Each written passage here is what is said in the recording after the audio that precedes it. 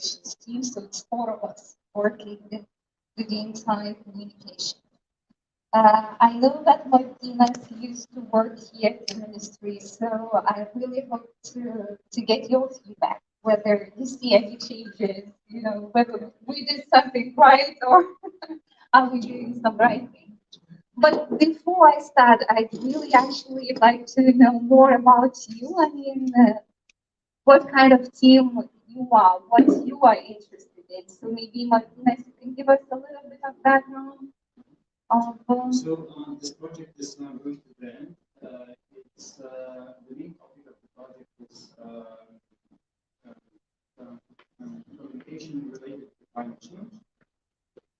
But our aim is to look more closely at the specific targets. So the target is 30 plus, because we also see that in many countries, lots of NGOs and also universities, the schools are working with youth, but actually, when it comes to the polls, we see that the most skeptical one are older in many countries. We have, of course, differences between the western part of Europe and this part of Europe, and it's quite visible, and it's more visible when we look very closely to comparing the perception of the people to the climate change when we look at the age of the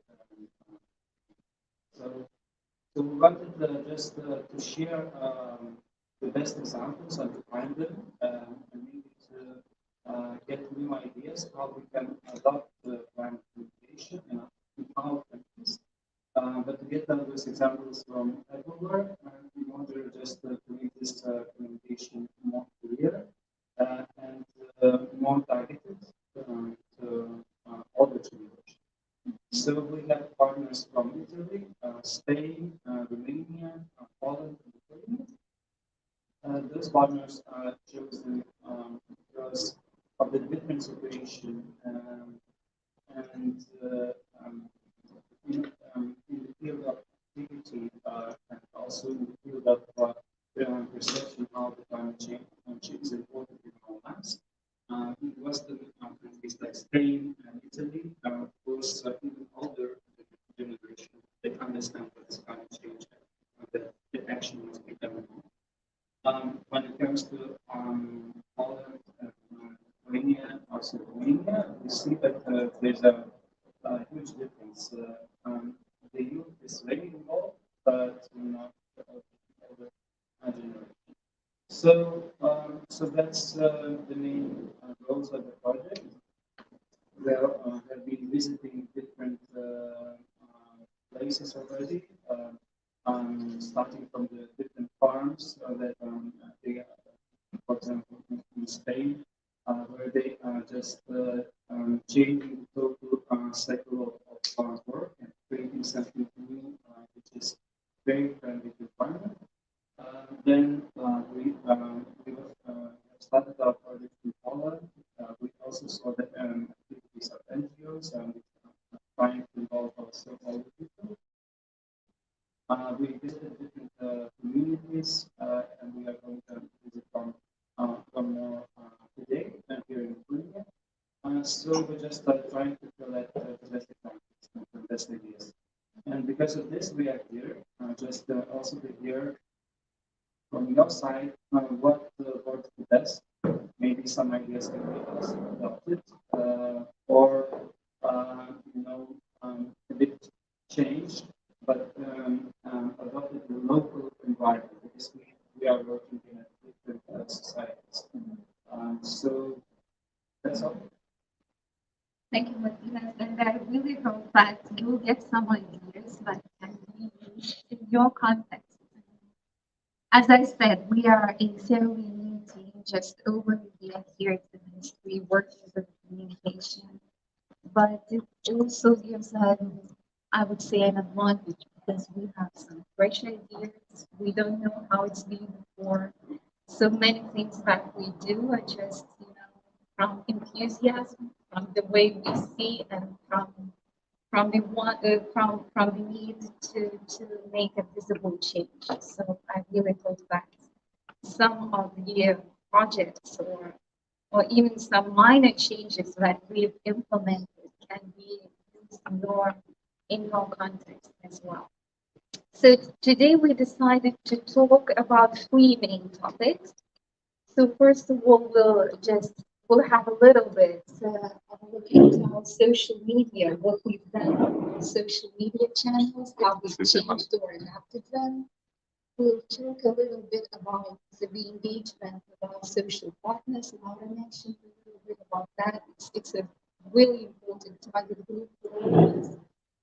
Then we'll move on to the events and social activities because we run quite a few of them here, and we'll have one of them as a case study for the voting week. And finally, we'll round up with some information about our awareness raising activities, which we also have quite a few of. So let's start with social media. So not a surprise probably, but the key social media channels we work with are Facebook, Instagram, and LinkedIn. We are most active on Facebook, and actually we did probably over the last year, we did the most changes were implemented on our Facebook platform. We've also more active on Instagram, and LinkedIn was quite passive in the previous years, but now we are trying to be more active over there. However, since our major efforts went into Facebook, so we have greatest achievement this year we have, and over the last year we reached almost 40% of followers.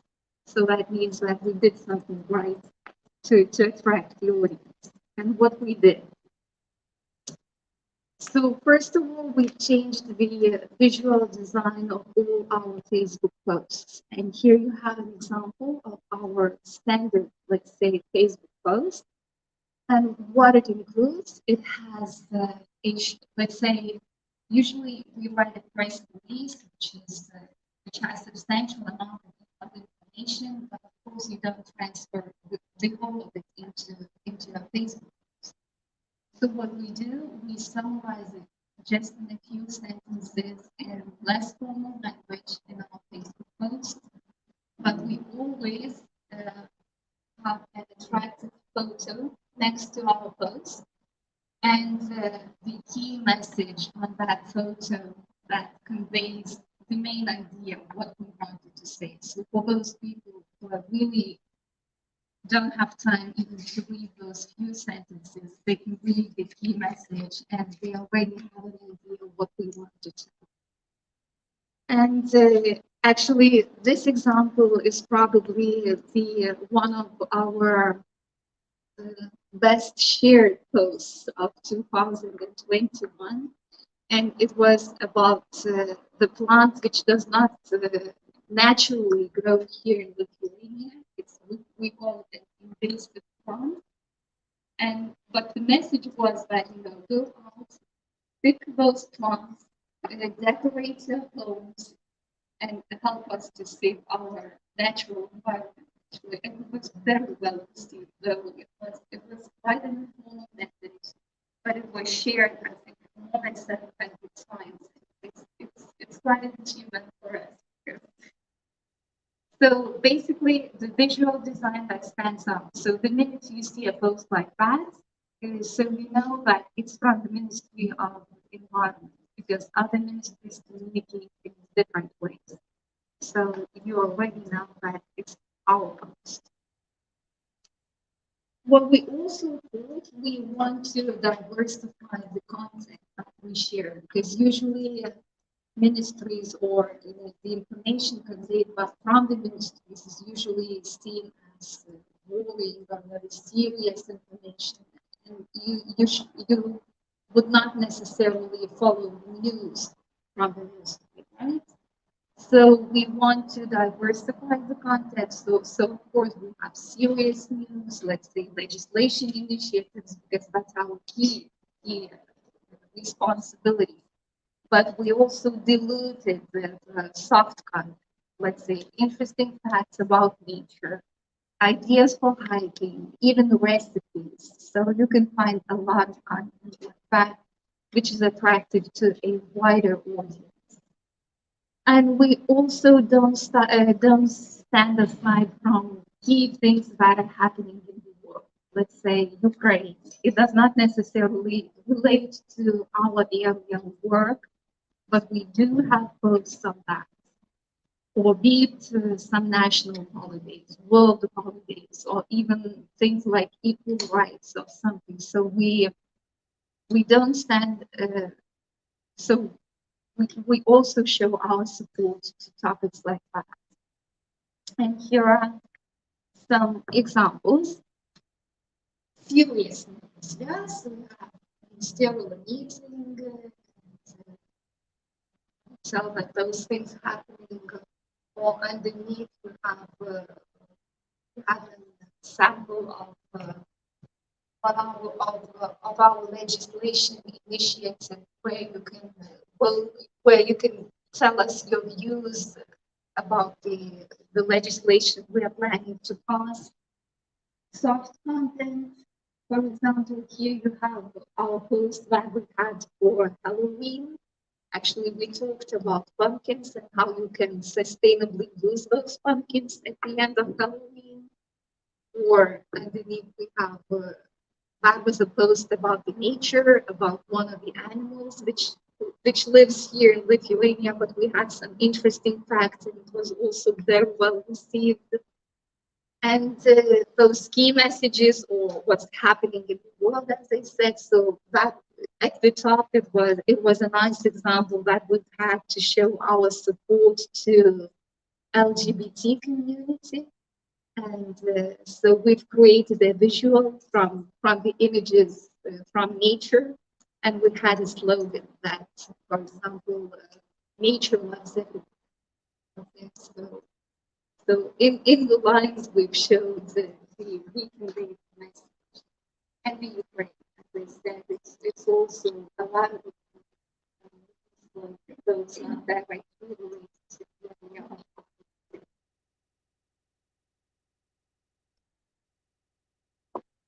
And about the social partners, so I guess the remote working and the pandemic situation helped us a little bit to narrow the gap between how it's been before, and because we moved to a lot of our activities moved online, so now it's easier, of course, to reach those two audiences. And over the last year, we really did a lot of online events, and we've counted, we had 27 online events in 2020. And by meaning online events, so be it a press conference, be it an online presentation, some legislation initiative. So not that only we have a Zoom or team meeting, but we also have a whole live cast to our YouTube or Facebook page. So anyone who's interested, you can have a look, or you can have to come back later. And if that's the theme that's really interesting to you, you can know what's going on about the family. So that online engagement has really open process. We what we have at the moment, and that was quite challenged, but at the moment we have a list of all our planned legislation initiatives for the year.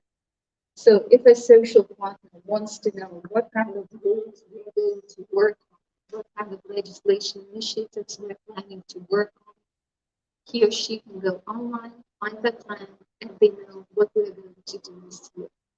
And they also have a contact person or who is responsible for that area, so they can get involved directly and get more information about that process. We also have a list of public consultations and work hard to improve that list to make sure that we consult the audience more and more by the time we pass the development. things as well discussed.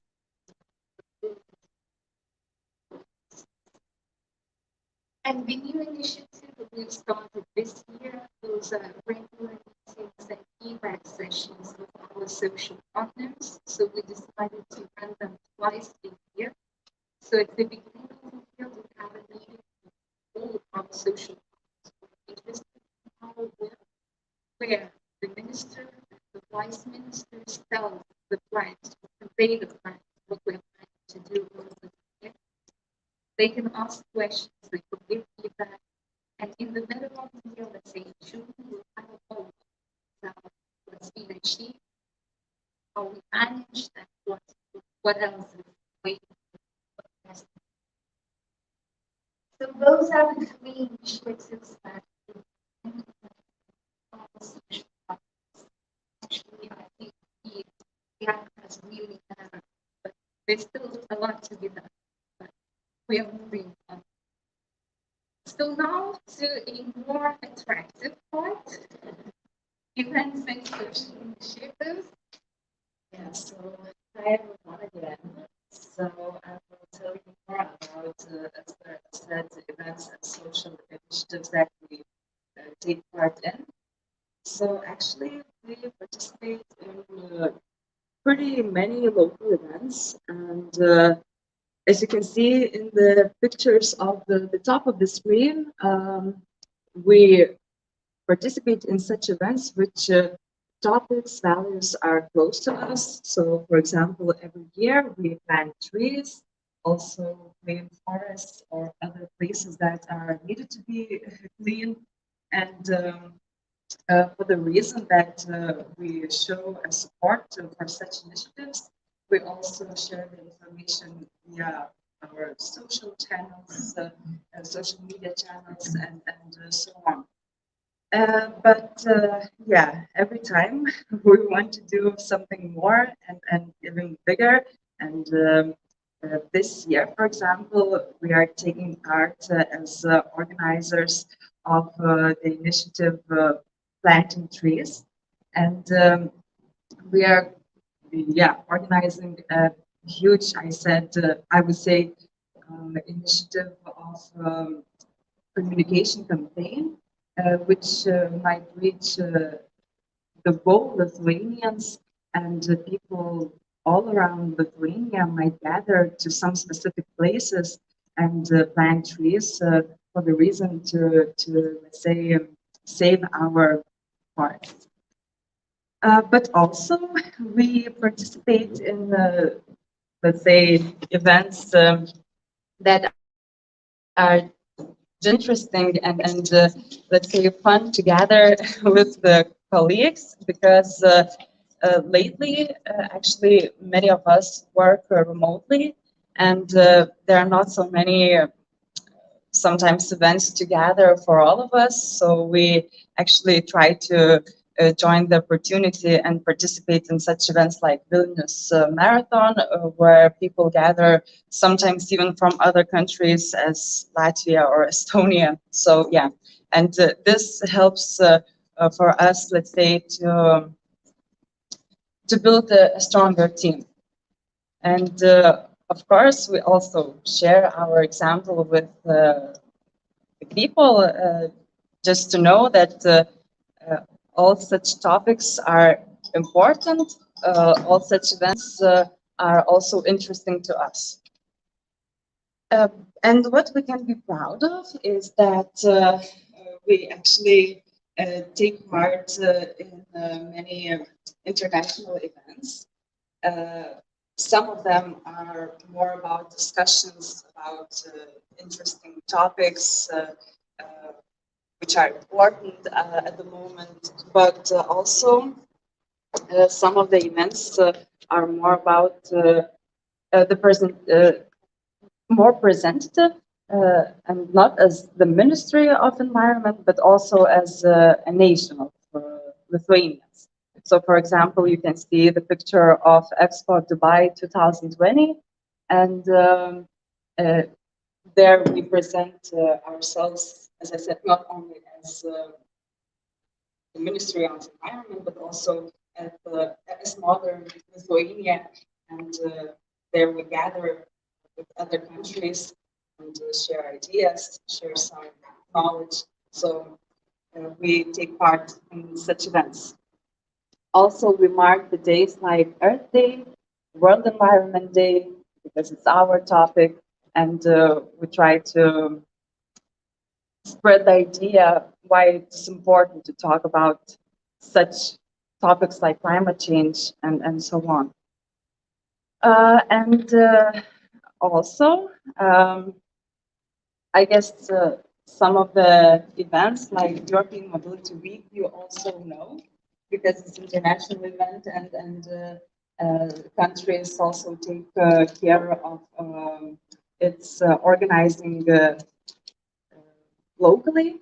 So this is one of the, I guess, one of the example where we can share some good knowledge, and also where we face some challenges, and also we want to share why.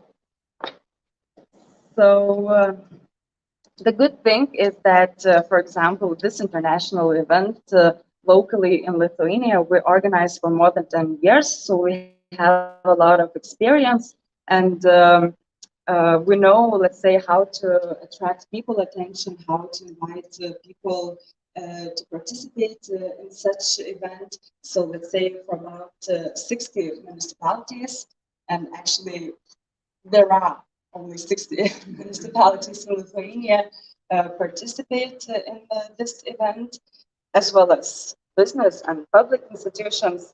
And every year from these uh, participants, there come such unique initiatives that we try to encourage, give some nominations, give some prizes for the most unique ones, and in such a way support also people to participate in such events, and uh, think about why it is important, let's say, to go to work not with a car, but with the public transport, and so on.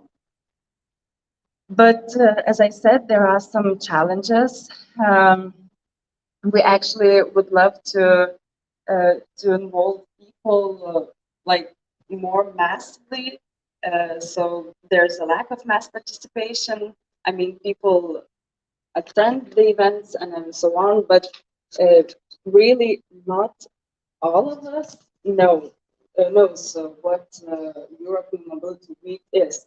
So actually, our goal is to make that everyone knows this week, and that week decides to leave their cars at home and go to work or other places with public transport and other alternatives, sustainable ways.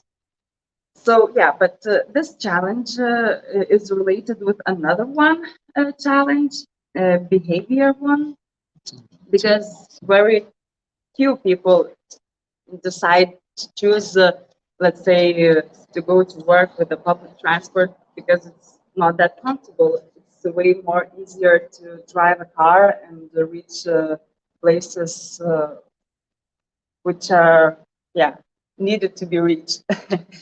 So it's a lot of work to do, and also our job to communicate why sometimes we should choose not such comfortable ways of traveling, let's say, and doing other important things to prevent the global warming. Yeah, and one of the challenges I also mentioned in the slides is that coordination, because 60 cities maybe for some of you are not that many, but still pretty many to coordinate, and you need to put a lot of work to talk with people, with responsible people in these cities, that they actually might do something to spread more, let's say, globally, the idea of what we are doing and what is the reason of that, what we are doing. But yeah, as I said, it's our job to reach all these people, to talk with them, and to make it a global action.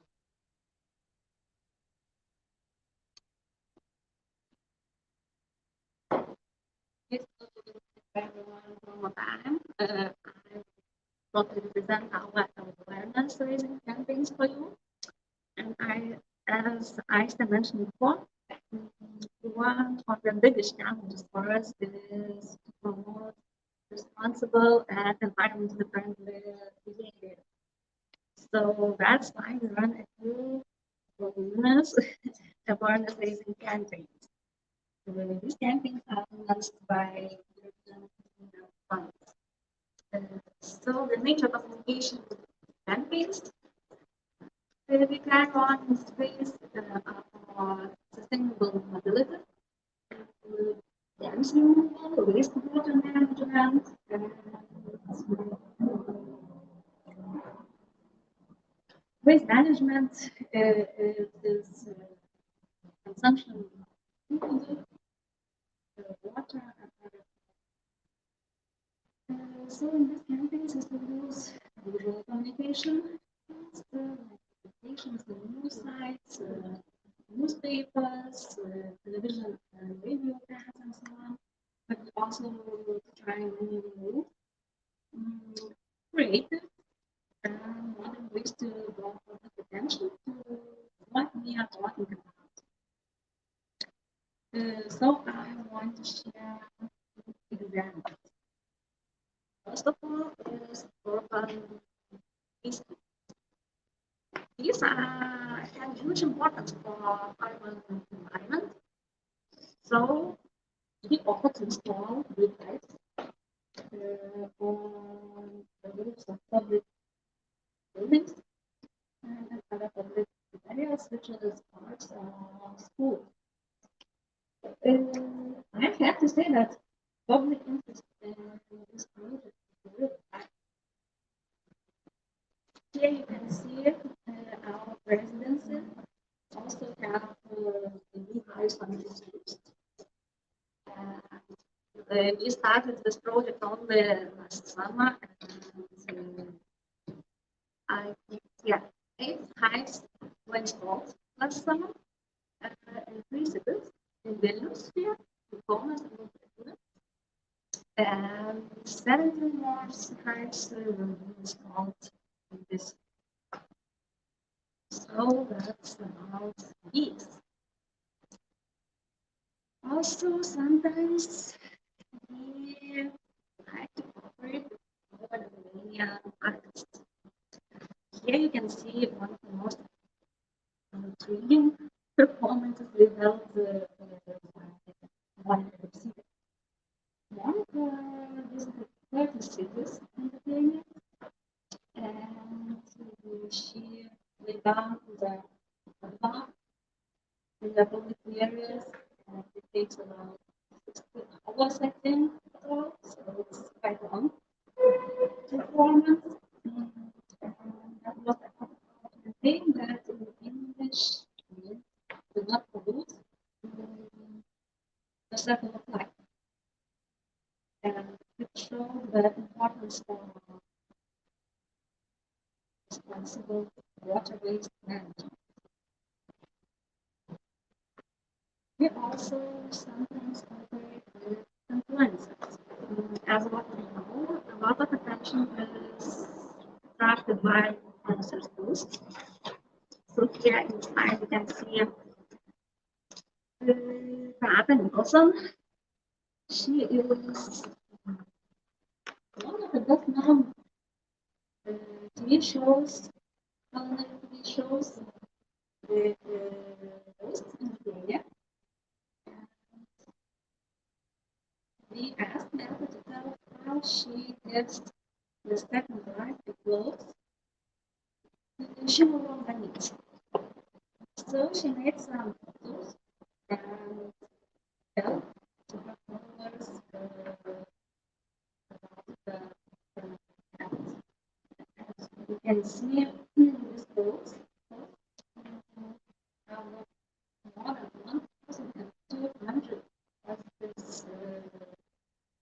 reactions. That's really huge number. The big success rate.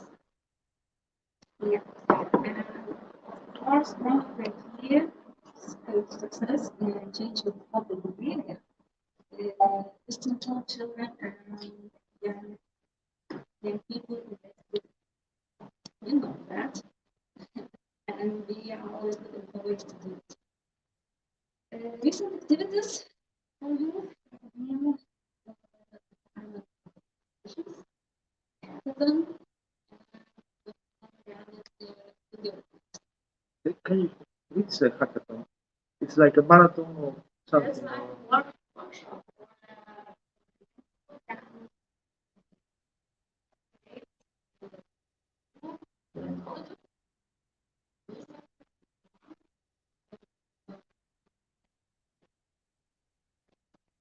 Make something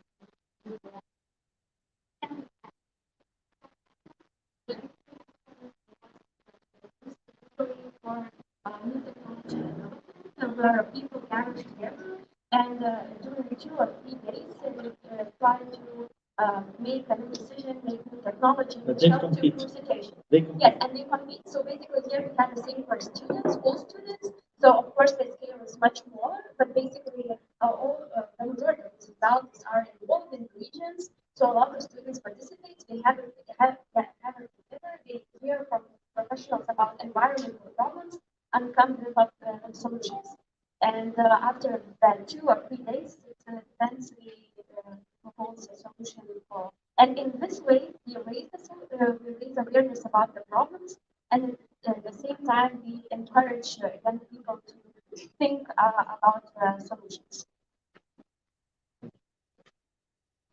And because these activities is still in progress, I can tell you much more about them. But I know that we have one more to go. Yeah.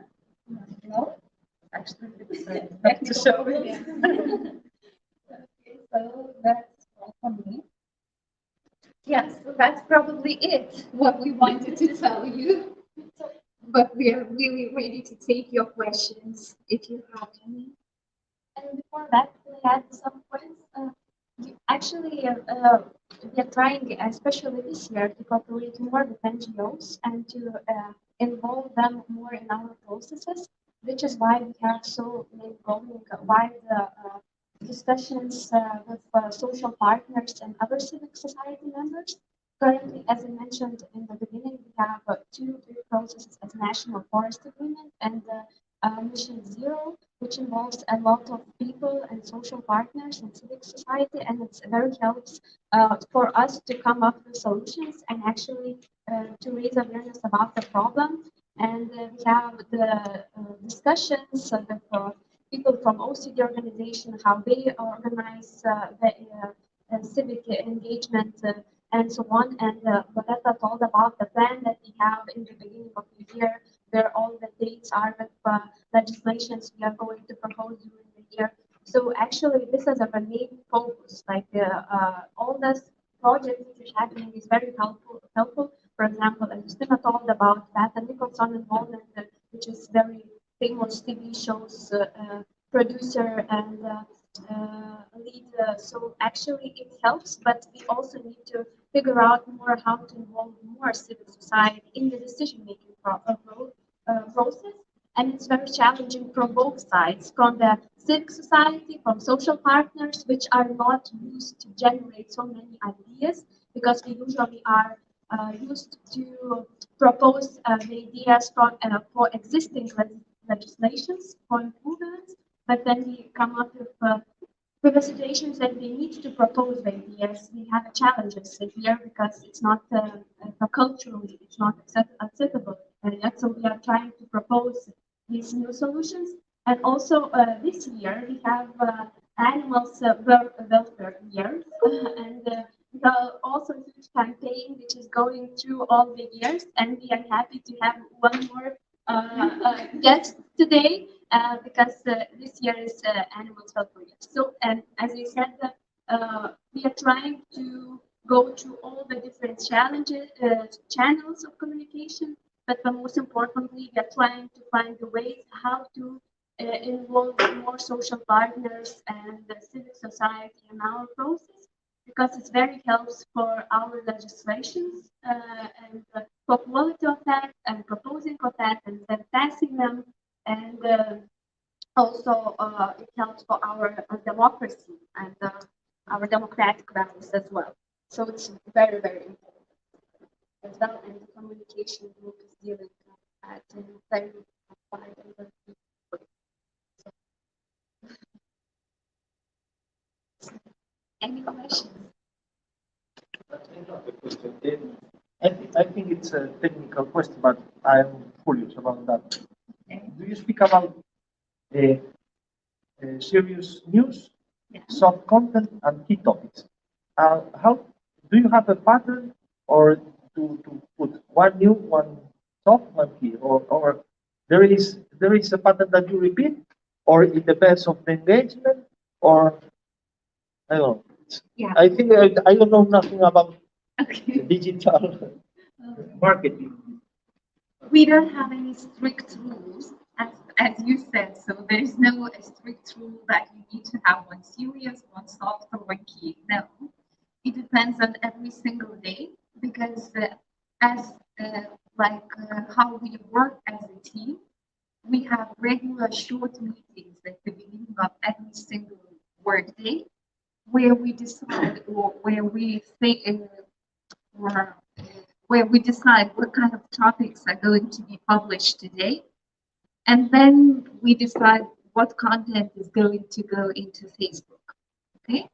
So it can be some days when we have only serious topics. Okay? There can be days where we have only soft content. But so it's everyday work, basically teamwork, when you decide what to publish. But it's on your gut feeling, actually. Okay. Do you work with big data and analyze the interaction of people, or not use it? Not a lot of that. It's still a challenge for us. So, but we are trying to use those analytics and everything, but it's still for us to learn a little bit more about that. I have a more specific question. How do you integrate the communication about the climate change to your messages? What kind of messages you're using? What kind of tools, just specifically on the climate change? Well, the climate change, I guess it's Laura's big project. Yeah, the emission zero. Maybe you can tell a little bit about that one. Yes, so currently we're reviewing energy and climate change action plan. So we have a huge democratic and engaging process where social partners have 5 big sectors of Lithuania, have 5 different working groups, and social partners can, and all the society can propose their ideas. So basically, while proposing those ideas, we then evaluate them and will establish a new plan how to become carbon neutral and how to achieve the goals by 2030. But this is a one-year project basically, but we have ongoing projects regarding climate change and climate crisis. So we have Climate Week, where we involve all the municipalities and other organizations in this particular week. Also, what we are trying to do, well, for example, when you're writing a press release, for example, about new subsidies for electric vehicles or other problems and subsidies regarding climate solutions which helps to improve our climate. So we also add some one paragraph, for example, about the emissions of that sector. For example, if you're talking about the changing cars, we write how many emissions the vehicle sector combines. If you're talking about biogas, we also add the paragraph about the pollution. If you're writing about, for example, in last 2 weeks, we have had press releases from our environmental agency about the air pollution. It was that the air quality is gets worse, and it was recommendations not to have an active activities in the outside. So basically, what we also added to that press release, also one paragraph about our health and how it influences our health and how we have to make changes. So actually, every time we are writing the official press release, we're trying also to put some paragraphs about the general problematic, and in that way to help raise awareness about the various problems. And actually, actually helps because people get used to information that it's not only because they, for example, the European Union sets targets to reach and we have to make a change, but actually we need to make a change because it influences our health, it influences our air quality and everyday life. So it's very important as well. And also what we are using, we're trying, as I said, to gather our social partners and through them also communicate about the problems. And this is why we have so much other going projects in which in the soft ways we also try to raise awareness. So, but basically all currently the climate crisis is the main topic. It's very integral and a horizontal one. So we're trying to put it in every press release or visual and so on, and to show that change and what is happening in our world. Two more questions because you said that you're involved in a lot of social partners, but as you know, the social partners are not equal because, like associations, and especially from the business, they have money, they have resources, they have specialists who can prepare the position, and NGOs mostly, it's activists, not safe for their work, and they just, have some time in the evening or in the Saturday or Sunday. So how you are just balancing that all those voices will be heard, taking them account that business has a structure and yours doesn't have it. So how you need to balance it? Very great question, and we're trying to reach the correct answer to this problem. But basically, what we are doing, for example, in the Mission Zero, the urbanization working groups, we gathered all the social partners, despite to what group we belong, whether it's a big association or just one or two people. And also we invite all the society to propose their ideas, and the form which the proposals have to come in is also very standardized. So basically all the people who want to give an idea have to go through this form. Additionally, we have outside consultants which helps to collect the necessary information. So we know that, as you said, the professional associations which can dedicate all the time to this, they come with very high quality proposals, and while maybe other associations, smaller organizations cannot do that. But so we have outside consultants which helps to prepare that information and collect additional information which is required for evaluating all the proposals on one scale. So that's what we are doing. Additionally, we actually see that quality of also all organizations are getting higher because currently government is investing a lot in advocacy. And for example, regarding environment ministry, we have currently we proposed in climate change fund to give I can't remember the exact sum finances currently, but it's like maybe half of the million or 1 million, yes, for advocacy and NGOs to improve their work. So actually, we are trying also to engage them that their representation, and they could spend more time with us in discussions which help to improve our work as well. Because we know that we create legislations for all the society, and we need a professional feedback to that. So we're also trying to engage and to improve their quality together. I don't know, maybe Loretta have something to add. Just one more question because it's on my hot topic now. Because of Russia war in Ukraine, we see that the biggest, especially agriculture association in Europe, they are asking to stop the Green Deal and also to stop all the initiatives on the climate change and to focus on the production, especially in agriculture, mass production, using fertilizers and pesticides and everything. So, what is your reaction at the moment? Do you have any steps already done on this topic that come from this position? Because now it's discussed in many countries, and I see that in Ukraine also. Or you have developing the economic strategy because the problem not end very fast. It will be the hot topic for sure for many months. So, is there any steps already from the Ministry of Environment on this? Can you just share some ideas? Yes, I have an idea. Thank you for a question.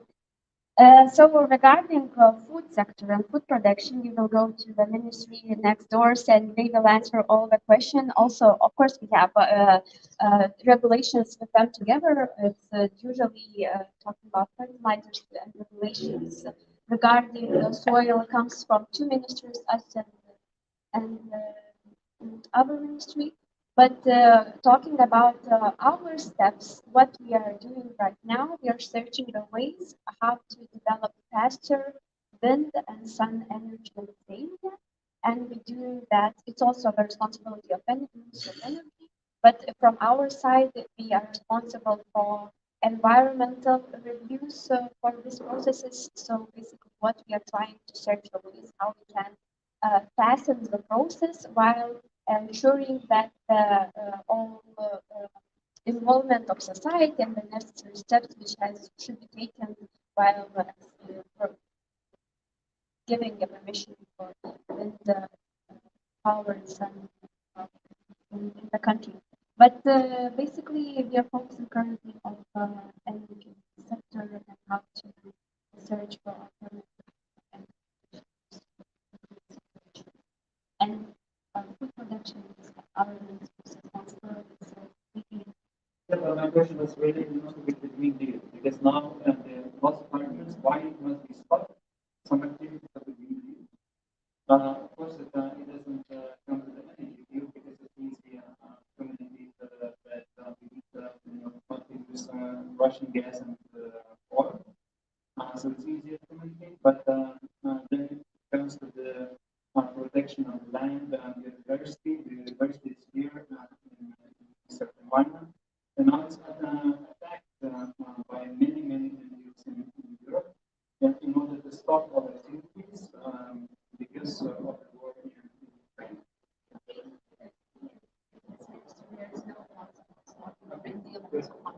because maybe we should look at this as an opportunity for investments as a fund, how faster to move on from the gas, from the oil, and stop to finance dictatorships by getting oil and other possible matters. So actually, there's no talks about stopping India, especially. So I am very sorry, I have to go, but I leave you with this great team which will answer all our questions. Thank you for coming here. I hope that you had a great time and you had a great experience with us. So thank you very much. Have a great day.